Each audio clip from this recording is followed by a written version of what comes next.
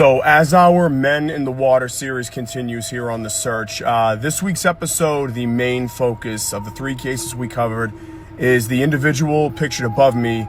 This is Jonathan Daly. Now, this dude was a student at Boston Architectural College. And Boston Architectural College, for those of you that don't know, is down the end of Boylston Street, is a super small college, like literally one building down by where Dillon's and the fire station is. Anyway, this story, outside of William Hurley, this case I should say, is the most egregious, shoddy police work I've seen from BPD in this whole thing that exists. This makes zero sense. And we go further into depth, right, on our podcast, The Search, wherever you can get podcasts, on all of these smiley face deaths, especially here in Boston.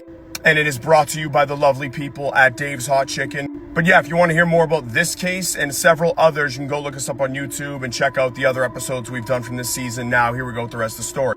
Now, much like every other death in the city of Boston that's been tied to this smiley face killer conspiracy, this gentleman was found in a body of water, I believe the Charles River, by a BU rowing coach at like 7:30 in the morning.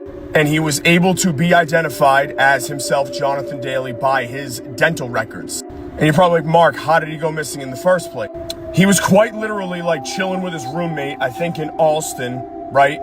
Watching The Office, eating pizza, left the house at 9 p.m. to go for a walk, according to him, and then just never came home. Didn't show up for work at his job at American Apparel, which is in Cambridge. He wasn't known to be into anything shady or weird, which is one of his co-workers told police.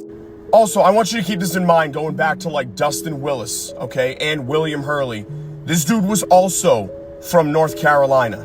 Now, where this story really gets egregious, and almost it's like you're intentionally trying to throw scent off some kind of trail, is in this next piece of information with how he was found.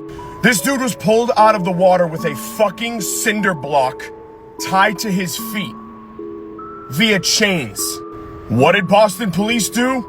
They ruled it a potential suicide. You can't make this shit up. You look it up.